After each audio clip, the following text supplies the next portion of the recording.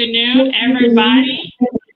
It is Sunday, Super Bowl Sunday here in the U.S. And while I'm not preparing for the Super Bowl, there are plenty of people out here preparing for the Super Bowl today. Isn't that right, Mr. Chauncey?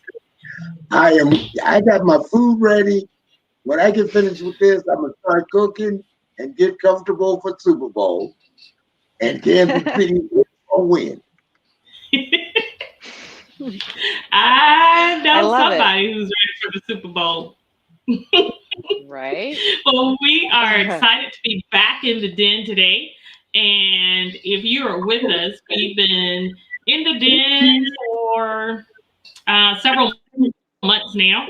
And we've been talking with the artist from A Dante Production. And today we are thrilled to have a new addition to A Dante Production, Miss Jaquay Pearce, a violinist. Welcome, Jaquay. Thank you. I appreciate it. Hi, everybody. You're welcome, and welcome, Mr. C. Hey, thank you for having me in my den. Okay. In your den, my of den. course. All right. So we are pretty excited about this year. It's 2021. We talked with Mr. C a couple of weeks ago about the changes that are coming this year. And it's starting off with a bang with two events next week. And Ms. Pearce will be headlining those events. And we're going to talk to Mr. C first. So, Mr. Chauncey, you've added new talent to the Dante Production talent roster. Why a violinist? It's not exactly that one thing you like, I need a violinist, right? But why maybe it is, I don't know. Why a violinist? It is a unique talent. And how do you think the addition of a violinist, and particularly the violinist in Jaquay, will enhance a Dante Production? What about the addition? I'll say this. A few years ago, operative word being a few, I lived in Boston and I went to see the Boston Pops. And I saw a violin concert, and I've been over the top about a violin ever since. And out of the clear blue sky, here came Jaquay, and I immediately, poor thing, she never even got a chance to audition. She came to a show, and I said, "Do you have your violin with you?" She said, "Yes." I said, "Okay, you're gonna play." She said, "Today, I am today." And that was the beginning of a beautiful relationship. Fantastic. So how do you think adding a violinist, adding Jaquay, will enhance what a Dante Production already provides in terms of entertainment? Well, Jaquay and I have had a chance to have a conversation, and she is the beginning of a complete string section. We are going to add some more strings. It's like playing chess. We're just taking our time and trying to make the proper moves at the proper time. Makes good sense to me. So I am excited. I enjoyed her at the Christmas Around the Keys. And so I should say I enjoyed you, Jaquay, at Christmas Around the Keys. So I'm pretty excited about your upcoming events. So, of course, we're going to ask you, tell us a little bit about yourself. Yeah, absolutely. So yes, hi, I'm Jaquay, and I live in Orlando, Florida, and I've feel pretty familiar with Central Florida as far as performance goes. I've played violin since I was about 7 years old. So well, actually 6 years old. It's about 25-ish years. And so I started in school. It's funny, I was in the park with my parents and I saw this quartet playing, and I begged my parents, I'm like, I want to do that. And my mom was like, no, you don't. You're not doing that. And I bugged my parents for that whole summer. I begged my parents, and they were like, no, no, no. And they're like, you can sing, whatever, but we don't want you to break it. You're only 6 years old.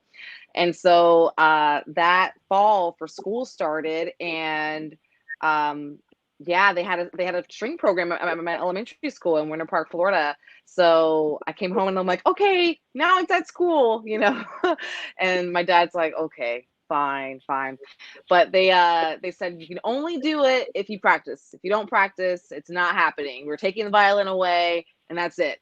So I'm like, no, I want to do this. I mean, since at an early child age, I actually loved music. They exposed me to different types of music. My family, as far as just, I remember like growing up listening to Michael Jackson and Earth, Wind and Fire and Christopher Cross and Diana Ross. And then also just watching movies and films. I love films, and I love film scores. And so I remember listening to John Williams, in Star Wars, and James Horner, Titanic. And so I loved all of those different types of music. And so I took violin very seriously and did it all through elementary school and middle school and high school. Met some great friends.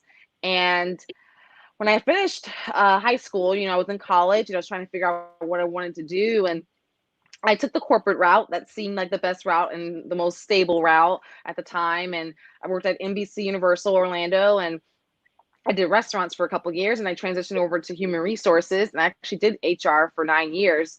But all the while I had music on the side, and I would play weddings and events. And I was actually in like a quartet, a band, and that was amazing. Learned to play, not just classically trained and learned to read music, but also learned to play by ear. And that was a really great stepping stone.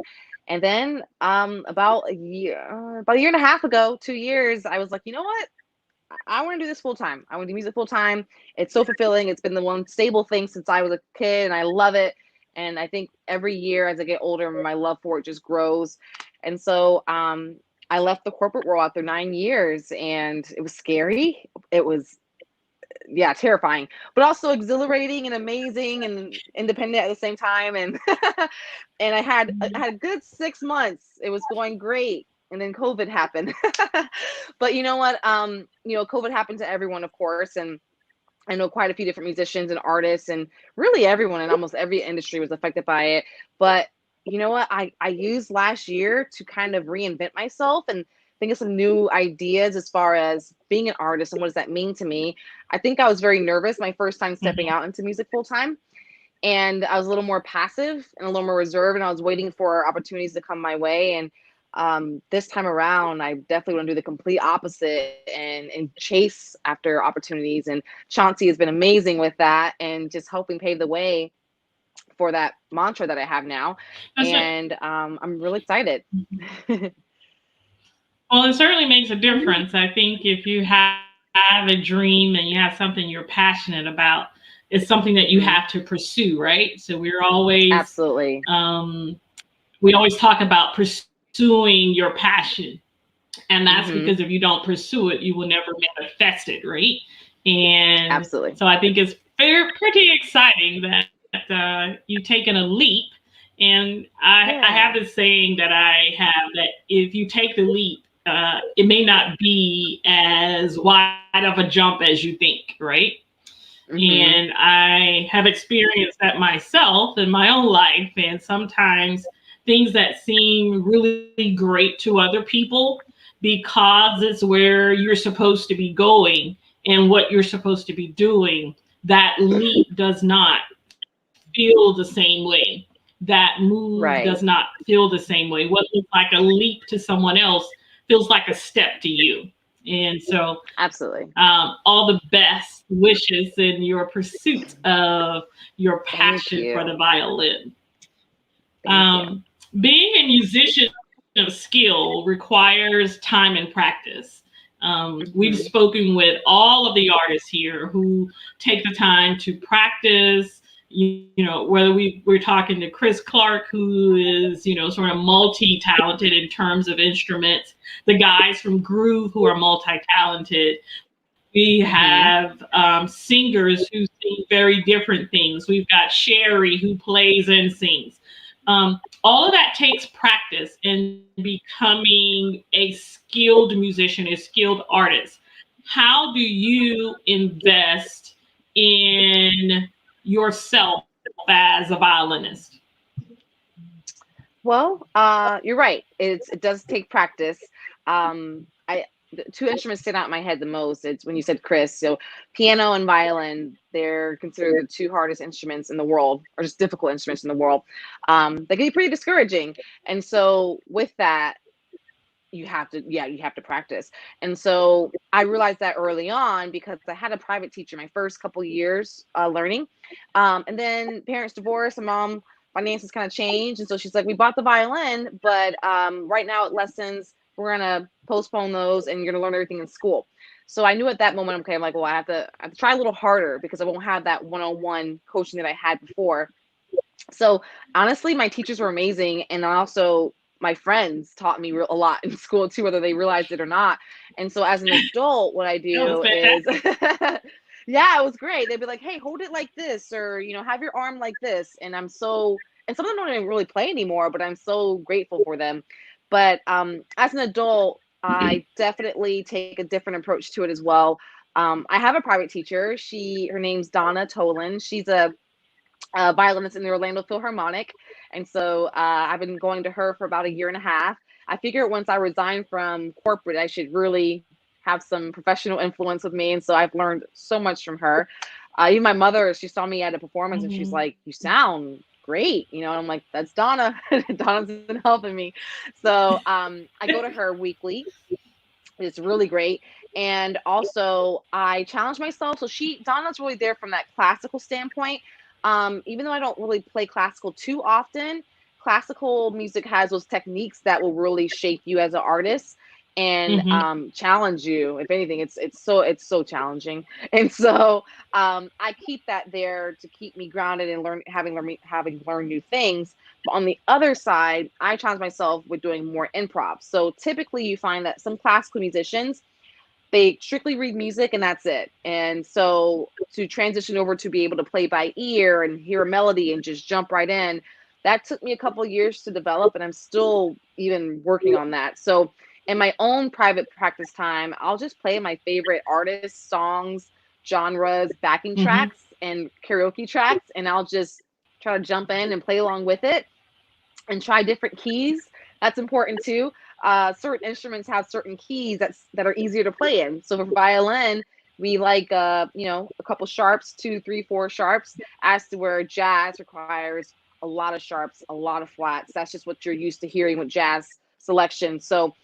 before I resigned, I really wasn't doing too much jazz because I was doing more classical music. So I've been challenging myself to really just branch out, R&B as well. They're just really good ways. Gospel, just really like sharpen your Yes. ear, Mhm. and do that. And I have students, and so I really try to instill that in them as well. I think certainly gospel is like the great improvisational genre of music, right? Yes. Yes. You better know how to follow if you're going to Absolutely. be with anyone who's doing anything gospel. Absolutely. It will change on you in a heartbeat. It We will. talked It about will that very same expand. thing with Yes. the groove, and Hmm. yes, gospel is a great training ground. It is. I honestly think, I mean, um, I know that I'm probably biased from like musicians and instruments, but I think singing gospel takes so much talent. oh yes, and because I think in part because of audience expectations, they Oh, yes, that's expect a good point. a gospel artist to be able to move and flow Hmm. and take them somewhere musically, and do that with some good ease and with skill, Yeah, um, and some charisma. So I absolutely. mean, All if those you're things. listening to Shirley Caesar, Shirley Caesar's able Oh, to do that with skill and hmm, charisma just and off the cuff. presence, being able to do that just off the cuff. So I'm looking forward to hearing you these upcoming engagements. So you Thank have you. two engagements coming up for Valentine's Day. How excited Hmm. is that? That's pretty exciting to me. Two engagements in one I day. Yes. Yes, I'm excited. I'm so Thanks, Chauncey. I'm so excited. Oh, So what does this mean to you being a new addition to A Dante? I'm Having two excited. engagements on one day and one of the biggest days of the year in terms of how couples participate, right? People go out to Right. dinner. Even in the midst of COVID, I Hmm. think restaurants will see people go out a bit. What does that mean to you to do this day as part of a Dante and early on with a Dante? I'm just grateful. First off, I am so grateful and thankful.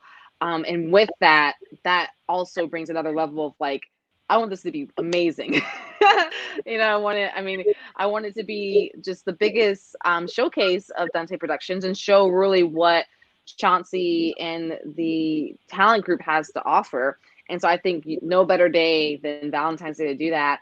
And I love that we have two different venues, two different genres of music. At Cinematique in Daytona, it's going to be jazz, and I want to hit all different types of jazz.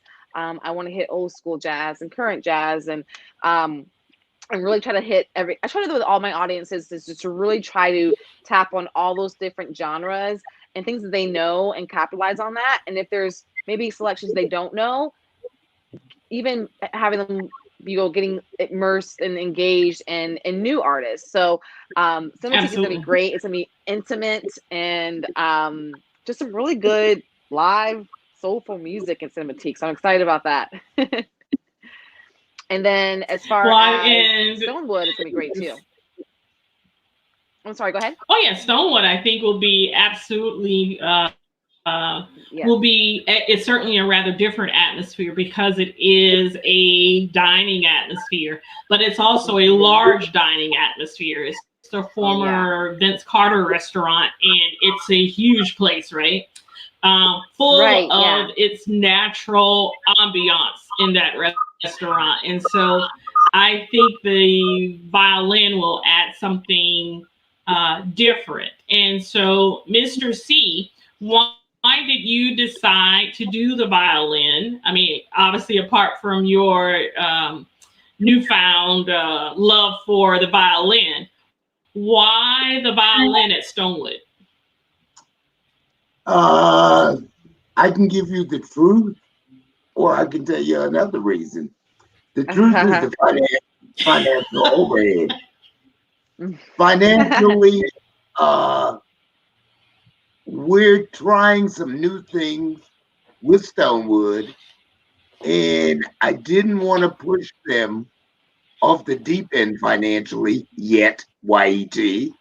Hmm. And I wanted them, the clients that go there, to get an opportunity to experience something new, something cozy, something new, something special. And I gave serious thought to violin and keyboard. And then I Hmm. thought about it and I Mm-hmm. said, if we do violin, we can stroll. So I said, well, we'll just go violin, which will give her the opportunity to stroll. We had a meeting yesterday with our sound engineer, Yeah. and he's going to provide her with a microphone to have an opportunity to talk to the audience while she's strolling.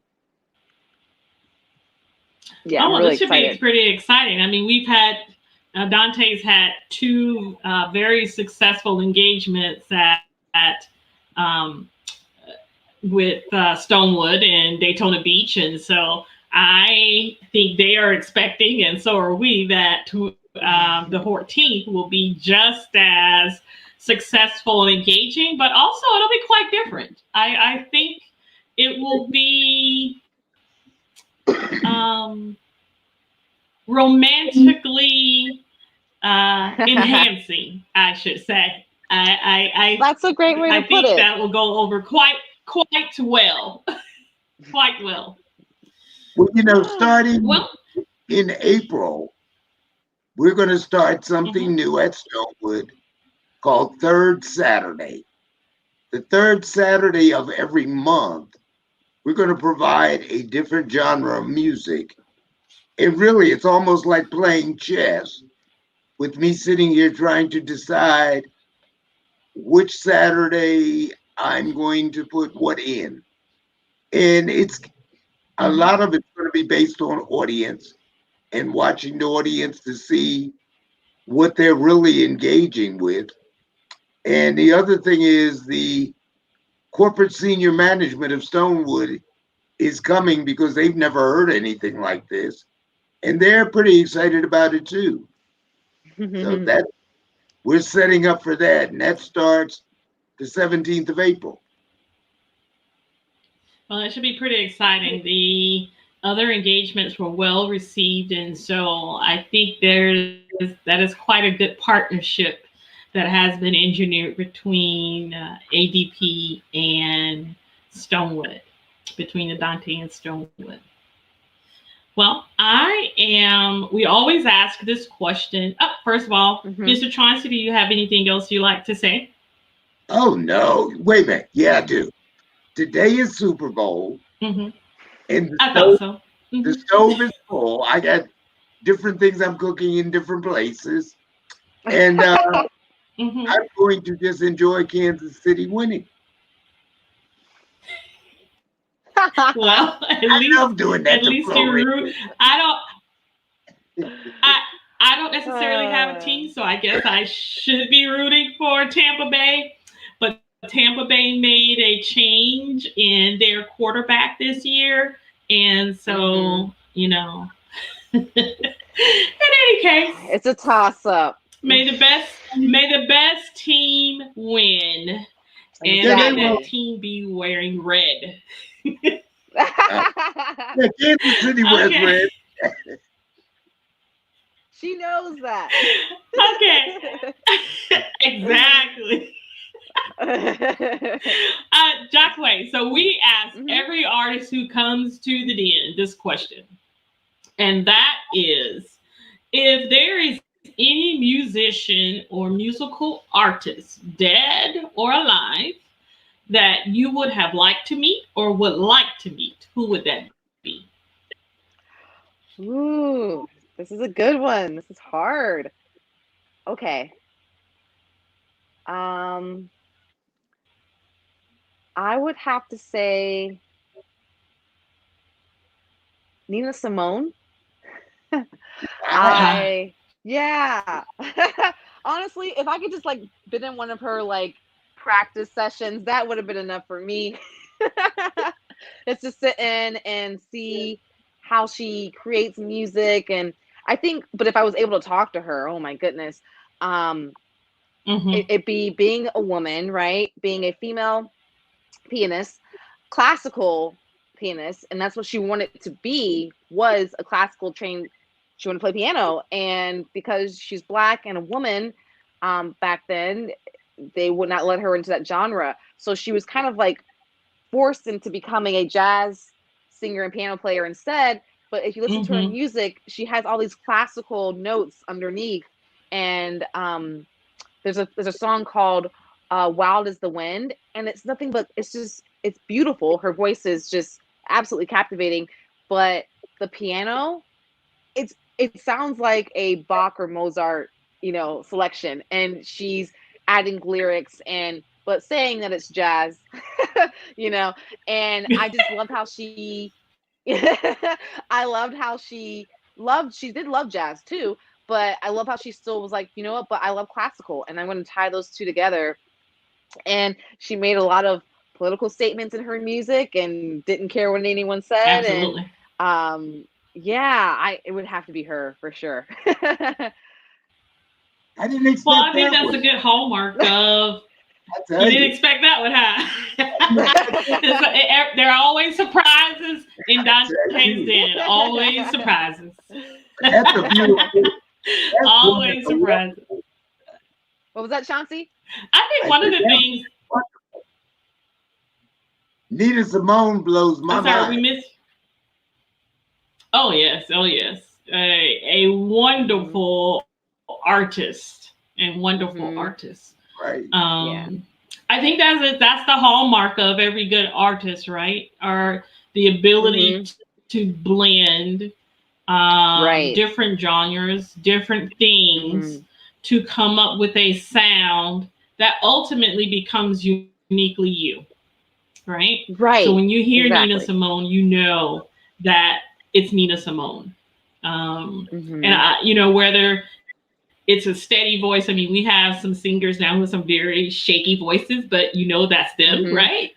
Right. So Right. Right. I Right. think that it's just that that's her singing. You know that's Right. him. Exactly. So I think Absolutely. that is the hallmark of every artist is to create a sound that is uniquely them. Whether that sound resonates with everybody, um, in some ways doesn't matter as long as that sound is uniquely you.